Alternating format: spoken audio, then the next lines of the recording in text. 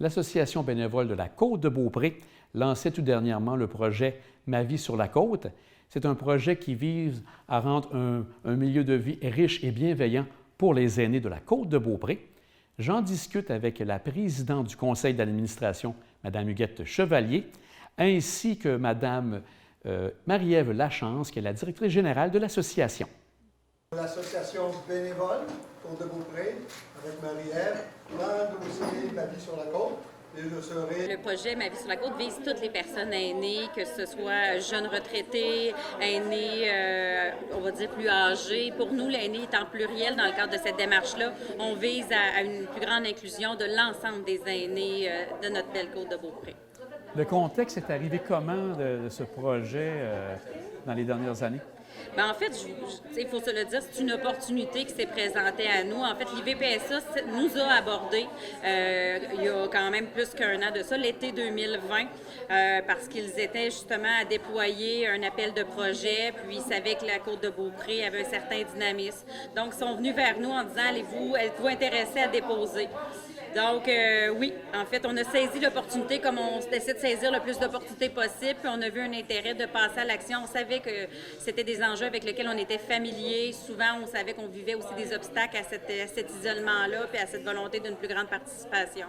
Donc, on a vu une opportunité de financement, fait qu'on a foncé là-dedans, puis on est vraiment contents. À partir de ce moment-là, il y a un calendrier de réalisation, sûrement. Quelles ont été les principales réalisations de l'été 2020 à jusqu'ici? Bien, en fait, ça a été sur plusieurs étapes. Il a fallu d'abord adresser une lettre d'intention parce que c'était une grosse démarche, c'était un très gros projet à produire. Donc, on a déposé notre lettre d'intention qui a été retenue parmi une trentaine de projets.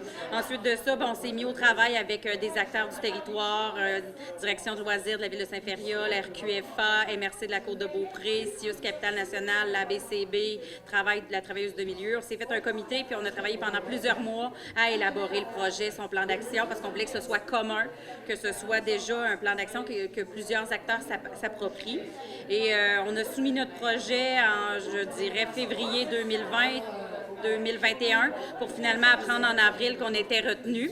Très, très bonne nouvelle pour la Côte-de-Beaupré parce que ça représente un investissement de plus de 240 000 $ pour les 4 prochaines années avec un soutien de l'IVPSA. Et donc, depuis, on a embauché notre équipe, notre chargé de projet qui est M. Gilles Lavoie, que vous allez voir assurément dans les prochaines semaines, prochains mois.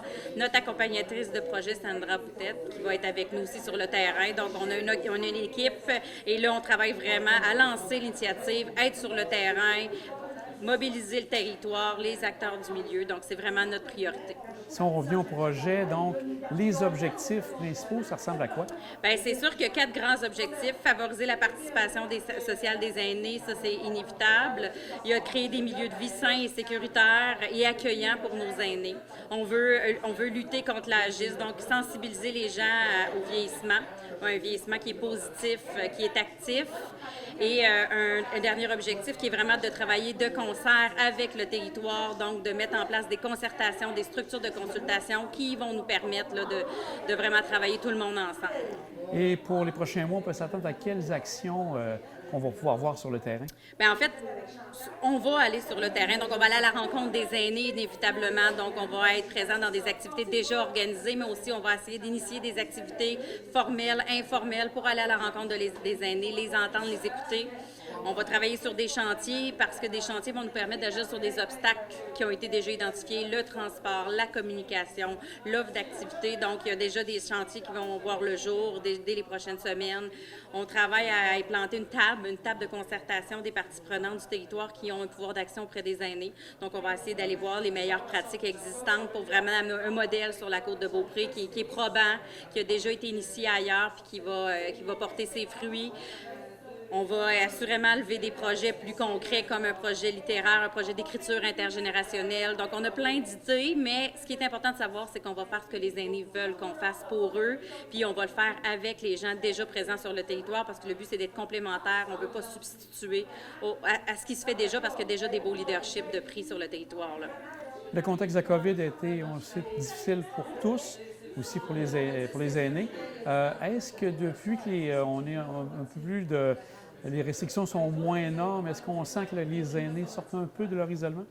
En fait, je suis pas capable de me prononcer là-dessus parce que, tu sais, nous, à l'Association bénévole, on les voit, c'est sûr, on les a accompagnés vers la vaccination. Ils sont venus nous rencontrer pour leur passeport vaccinal. Fait que oui, on voit qu'ils ont un intérêt à reprendre la vie. Nous, depuis le début, tout ce qu'on a cherché à faire à l'Association bénévole, c'est de maintenir leur autonomie. Fait que non, oui, au début, on a fait leur épicerie à leur place, mais depuis, on veut les amener faire leur épicerie. Donc, tout ce qu'on cherche à faire, c'est de favoriser leur autonomie puis de briser cet isolement-là. Fait que je souhaite ardemment là, que nos actions portent fruit là, puis que l'isolement qui a amené à un certain déconditionnement, on puisse agir directement là-dessus, là, en équipe, tout le monde ensemble. Et en conclusion, les partenaires de ce projet, c'est qui principalement? En fait, les partenaires majeurs, bien sûr, c'est les VPSA, l'Institut du vieillissement et de la participation sociale des aînés, dans le cadre de l'initiative pour l'inclusion des personnes aînées, qui est l'accompagnateur principal du projet. Puis le bailleur de fonds, c'est le programme Nouveaux Horizons d'Emploi Développement social Canada qui soutient les VPSA et donc notre projet. Puis, bien, en fait, ça, c'est deux partenaires qui sont là depuis le début, mais déjà, on voit aujourd'hui un engagement des municipalités, de notre MRC, des milieux de vie pour aînés, de type OMH, Jardin de la Côte. Donc, on est content de voir là, qu'il y a déjà une effervescence qui se fait ressentir. Bien, merci beaucoup et bonne chance pour le projet. Merci. C'est un projet emballant qui voit le jour, à qui on le doit principalement à notre directrice générale, à Marie-Ève Lachance, qui, malgré tout l'immense travail de la période de COVID, était à l'affût de projets possibles pour améliorer le sort des personnes aînées sur la côte de Beaupré. Et elle se dévoue corps et âme pour ça. Alors, elle a présenté un projet, elle s'est associée à des personnes et on a été très heureux de voir que notre projet a été retenu par l'Institut du vieillissement à l'Université Laval, l'IVPSA. Alors, c'est un plus. On avait déjà commencé une action qu'on voulait étendre le plus loin possible. Avec ce projet, eh bien, ça fait croître une autre dimension, la dimension qui est importante de concertation avec le milieu, avec les aînés, avec les différentes organisations, pour qu'ensemble, on puisse prendre soin des aînés Oui. et tout simplement d'aller les rejoindre là où ils sont, si eux ne sont pas capables de venir vers nous. Et c'est ensemble, même peut-être ça verra le jour à un moment donné de façon intergénérationnelle, on n'en est pas rendu là, mais on veut un milieu animé pour les aînés. Et les aînés, bien c'est sûr qu'on dit d'un certain âge, mais il reste que les aînés, ce sont des êtres vivants, ce ne sont pas des êtres en attente de la mort, en attente qu'on ne puisse pas ne rien faire. Alors, c'est qu'ensemble, on a des choses à donner, on a des choses à partager et ce ne peut être qu'enrichissant pour le milieu.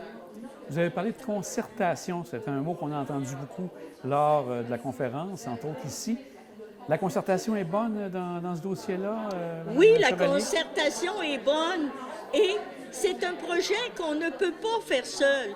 On va le faire avec la MRC, avec les municipalités locales. C'est là que vivent les personnes aînées, avec tous les autres organismes qui travaillent auprès des aînés. Et en mettant tout ça ensemble, ben, on va leur servir un beau menu. Alors, on va aller les rejoindre. Et qui seront les gagnants? Les aînés.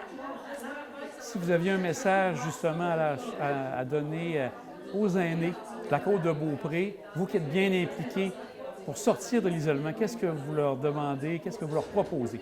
Moi, je peux leur dire que je les comprends. Je les ai compris lors de la pandémie. Quand du jour au lendemain, plus rien n'existait, j'étais confinée chez moi à attendre pratiquement la mort. Mais je me dis, écoutez, tant qu'il y a de la vie, il y a de l'espoir. Et tant qu'on voudra agir ensemble, faire profiter chacun des autres, amener son petit grain de sel, eh bien, ça ne fera qu'un beau bouquet sur la côte de Beaupré et la vie jaillira et elle sera belle. Un grand merci, Mme Chevalier. Bonne chance pour ce magnifique projet. Merci.